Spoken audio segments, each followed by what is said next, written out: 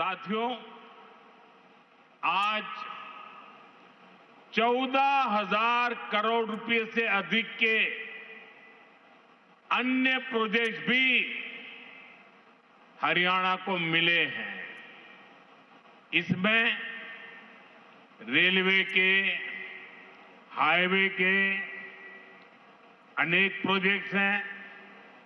हमारी विरासत से जुड़े प्रोजेक्ट्स हैं और 2 नए मेडिकल कॉलेज भी हरियाणा की सेवा के लिए समर्पित है। भिवानी में पंडित नेकीराम शर्मा मेडिकल कॉलेज और नारनौल में महर्षि च्यवन मेडिकल कॉलेज और राव तुलाराम अस्पताल, इससे हरियाणा की स्वास्थ्य सेवा और सशक्त होगी। साथ ही इस यहां के नौजवानों के लिए डॉक्टर और अन्य मेडिकल प्रोफेशनल्स बनने के नए रास्ते भी बनेंगे। इन सभी प्रोजेक्ट्स के लिए भी हरियाणा के मेरे सभी भाई बहनों को बहुत बहुत बधाई। साथियों, आज जिंद और हरियाणा के लोगों की मैं एक और बात के लिए सराहना करूंगा। स्वच्छता से स्वागत पहल को आपने जिस गंभीरता से लिया है, जिस तरह मेरे आने से पहले यहां के लोग स्वच्छता अभियान में नए सिरे से, नई ऊर्जा से जुटे हैं, वो दिल खुश कर देने वाला है। और मैं देख रहा था पिछले 1 सप्ताह से सोशल मीडिया में आपका ये जो सफाई अभियान चल रहा है, उसकी भारी चर्चा रही है। लेकिन कुछ लोगों ने ये भी कहा है सोशल मीडिया में, मोदी जी आप बार बार आइए ताकि हमारा जिंद स्वच्छ रहे। जिस महाशय ने ये भाव व्यक्त किया है, मैं उनका धन्यवाद करता हूं। लेकिन मैं जिंद वालों से आज कुछ मांगने आया हूं। आप मुझे बताइए, क्या इस सफाई के लिए, ये स्वच्छता के लिए मोदी का आना जरूरी है क्या? अगर जिंद के लोग तय कर ले, हरियाणा के लोग तय कर ले कि अब हम गंदगी नहीं करेंगे, तो जिंद कभी गंदा होगा क्या? हरियाणा में गंदगी आएगी क्या? तो काम एक ही करना है, मोदी के आने की जरूरत नहीं है, सिर्फ आप तय कर लीजिए। स्वच्छता ये हमारा स्वभाव बना देंगे, स्वच्छता ये हमारे संस्कार बना देंगे। हम स्वच्छता को इसी तरह अपनी हर दिन की जिंदगी का हिस्सा बनाएंगे। साथियों, अगर हम रेलवे के इतिहास पर नजर डालें तो पाते हैं कि 19वीं सदी के रेलवे की पहचान स्टीम इंजन से बने थे। 20वीं सदी की पहचान डीजल और बिजली से चलने वाली रेल बनी और अब 21वीं सदी की रेल हाइड्रोजन से चलने वाली है। आज भारतीय रेल ने भी 21वीं सदी की इस टेक्नोलॉजी में एक बड़ा स्टेप लिया है। आज जिंद से सोनीपत के बीच हाइड्रोजन ट्रेन चली है। अब ये सफर 90 किलोमीटर का है, लेकिन भविष्य में इसका विस्तार होने की बहुत संभावनाएं हैं।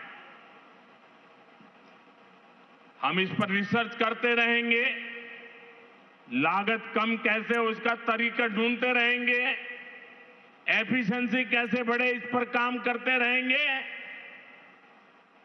और बड़ी जांच पड़ताल करते करते एक के बाद एक कदम उठाते जाएंगे। दुनिया में हाइड्रोजन ट्रेन अभी अभी आई है, करीब 7-8 साल पहले ही अस्तित्व में आई है। अभी दुनिया के 3 या 4 देश ही हैं जिनके पास हाइड्रोजन ट्रेन चलाने का सामर्थ्य है और जिन देशों में अभी ऐसी हाइड्रोजन ट्रेन भी चल भी रही है वहां बहुत शुरुआती दौर में है। लेकिन भारत की जो ये हाइड्रोजन ट्रेन है उसके सामर्थ्य के बारे में सुनकर आपको भी गर्व होगा, एक एक हिंदुस्तानी को गर्व होगा।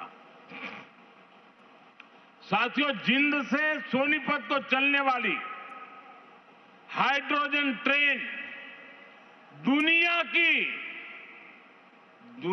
की सबसे ताकतवर हाइड्रोजन ट्रेन है।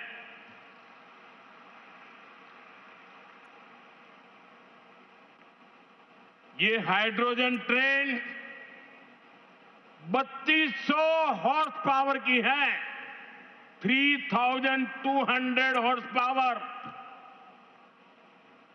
और सबसे ताकतवर ही नहीं, भारत की हाइड्रोजन ट्रेन सबसे लंबी भी है। दुनिया में जहां हाइड्रोजन ट्रेन चल रही है वो 3 या 4 कोच वाली है और भारत ने पहली बार में सीधे 10 कोच वाली हाइड्रोजन ट्रेन चलाकर दुनिया में अपना झंडा गाड़ दिया है। साथियों, मैं आपको गर्व की एक और बात बताना चाहता हूं। भारत की यह हाइड्रोजन ट्रेन धुआं रहित तो है ही, ये मेक इन इंडिया का भी एक बहुत सफल उदाहरण है। इस हाइड्रोजन ट्रेन को भारत के ही इंजीनियर्स ने डिजाइन किया है, भारत की ही कंपनी ने इसको बनाया है। साथियों, यह हाइड्रोजन ट्रेन बाकी ट्रेनों से बिल्कुल अलग है। इसके लिए पूरा सिस्टम अलग चाहिए, पूरा इंफ्रास्ट्रक्चर अलग चाहिए। यहां जिंद में भी इसके लिए तमाम सारी व्यवस्थाएं बनाई गई है और साथियों, आने वाले समय में यहां हाइड्रोजन ट्रेन से जुड़ा और भी इंफ्रास्ट्रक्चर बनेगा। नई नई फैक्ट्रियां लगेगी जो हाइड्रोजन ट्रेन नेटवर्क की जरूरतों को पूरा करेगी। यानी इस ट्रेन से हरियाणा के नौजवानों के लिए रोजगार के अनेक नए अवसर बनने तय है। साथियों, पिछले 12 वर्षों में भारतीय रेल में जो ये बड़े बदलाव हुए, इससे भारत को एक और फायदा हुआ है। आप देख रहे हैं कि पिछले कई महीनों से पश्चिम एशिया में